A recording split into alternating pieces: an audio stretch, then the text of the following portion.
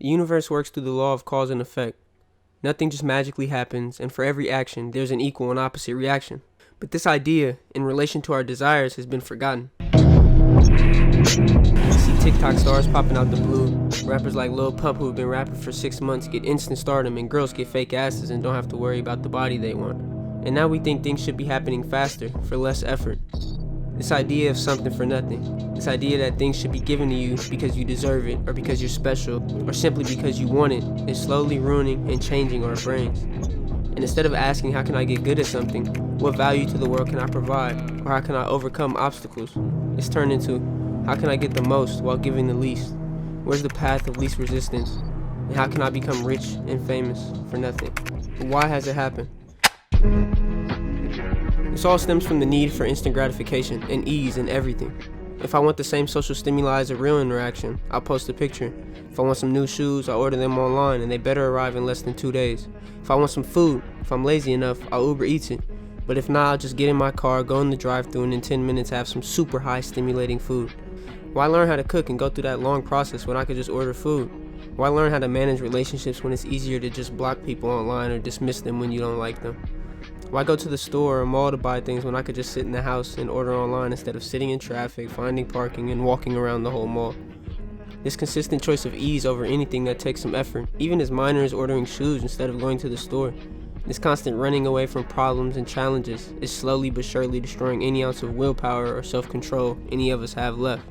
The fuck I be without my slate? If you don't believe me, try waking up at 5 a.m. tomorrow. I bet you can't do it. And you'll come up with some bullshit excuse like, there's no point in waking up at 5 a.m. I don't have anything to do. What's the point in staring at your phone for 6 hours a day? And you know what? It's almost not even your fault. These people prey on your dopamine like leeches and profit off of your attention. Making all these apps, lights, and noises have the same addictive power as slot machines. But instead of being in a casino, it's in your hand at all times. Whether it's porn, social media, entertainment, or even just text, our phones are the biggest source of stimulation and gratification any of us have, and they buzz all day. You're bored? Pick up your phone. You get stuck on a hard problem doing homework? Pick up your phone. If you're sad, pick up your phone. If anything, really, pick up your phone. Alcoholics find any excuse to drink at any time, for any occasion, for any reason. And while alcohol destroys your life, and one can say the phone doesn't, too much phone usage can destroy any ounce of motivation and sense of purpose. And that constant kick of dopamine makes you always come back for more, and you don't even know why, leaving a mind so cluttered it never has time to think. The mind is this magnet, and the soul is the compass. With your mind pointed at everyone and everything else, you never have the time to look inside and figure out who you are or what you want. So instead of doing something meaningful for the world, you chase what you see because, well, you don't have a clue what you actually want to be. And as an effect of this, you build this reliance on ease and instant gratification, and flee from any sign of challenge, leading to a life with less meaningful pursuits, meaning less joy, and ultimately habits that are destructive for the well-being of your relationships, your finances, and your mental health. And you may say, Mill, you're digging too deep into this. And maybe I am. And maybe I'm overestimating the choice of convenience, and equating alcoholism to a person who decides to go in the drive-thru rather than cook seems outlandish, but what is the effect of all of this? To me, I think the direct effect has been a lack of internal motivation.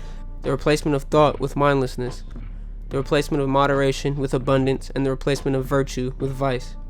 This mindlessness, this abundance, and this overindulgence has turned habitual. We check our phones instinctively. I mean, there's literally a term, I'll put it on the screen, it's called phantom vibration syndrome, where people literally feel sensations of their phones vibrating when they actually didn't vibrate or ring at all. And the biggest effect of it all, it has made escapism and the constant search for ease in the face of hardship normal.